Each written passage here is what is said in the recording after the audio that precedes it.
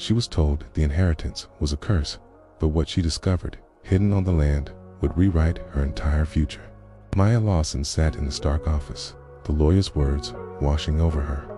At 22, with a mountain of student debt and a bank account that rarely saw 3 digits, the last thing she needed was another problem. Her estranged grandfather, Arthur, was gone, and he'd left her his 108-acre property in the high desert of Wyoming, a place her mother and uncles had unanimously and vehemently rejected. The paperwork on the desk spelled out the truth. It wasn't a gift, it was a sentence. The ranch was drowning in debt, and the bank would seize it in just 30 days. "Why me?" Maya whispered, her voice trembling. "I hadn't seen him since I was a child."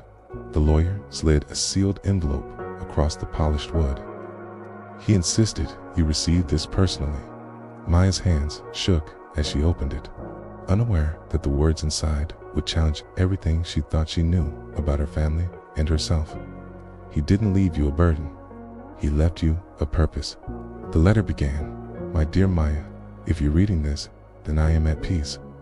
I know the family sees this land as a millstone, but I see something in you, a spark the others lack. You chose to study ecology when they wanted you in finance. Hey, you listen to the wind, not the crowd. Go to the West Ridge, past the old silver mine. See what I have protected. Then decide if it's worth fighting for." Driven by a compulsion she didn't understand, Maya drove her beat-up sedan to Wyoming. The property was a ghost of its former self, crumbling house, a barn skeleton, fences swallowed by dust. It was a monument to failure. Despair clawed at her, but she had to see the West Ridge. The hike was long, the air thin, and then she crested the hill and her breath vanished. Below her, in a secluded basin, was a herd of wild mustangs, dozens of them. Their ribs showed through their coats, their spirits dimmed by hunger. They were trapped, not by fences, but by the geography natural bowl with only one exit, which her grandfather had discreetly secured years ago. Carved into a sandstone slab were his words, "Sometimes, to save something wild, you must first give it shelter." He hadn't been a stubborn old man. He'd been a guardian. The world tells you to be practical. The heart tells you to be brave. The journals in the old house revealed the full story. A decade ago, a brutal drought and a government roundup had threatened this herd, so Arthur Lawson, in an act of quiet defiance, had become their secret keeper. But as his health failed, so did his ability to care for them. Maya had inherited 47 starving horses and a debt of over $300,000. The clock was ticking. 28 days. She was utterly alone, with no signal and no hope, until she decided to break the silence. Tears streaking the desert dust on her cheeks, Maya recorded a video. "My name is Maya Lawson. I inherited a dying ranch and a secret herd of wild horses.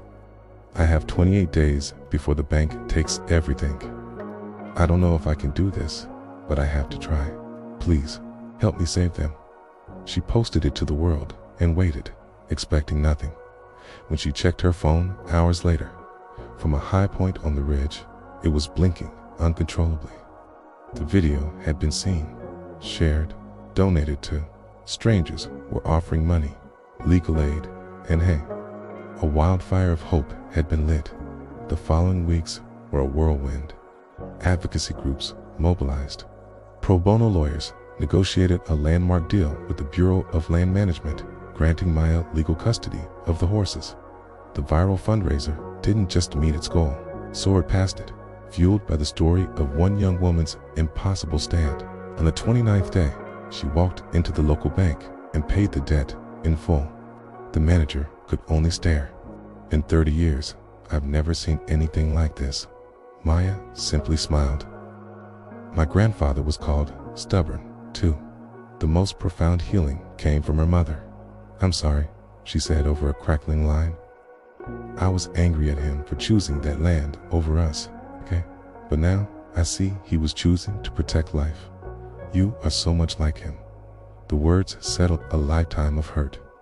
A year later, the Lawson Creek Sanctuary is thriving.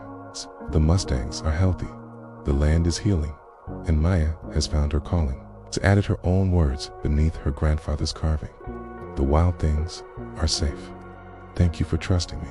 If you are facing a choice between what is easy and what is right, remember Maya's story. Your legacy isn't what you're given, it's what you choose to protect. If this story moved you, please like this video and share it with someone who needs to hear it. For more tales of courage against all odds, subscribe to Winds of Thought, okay?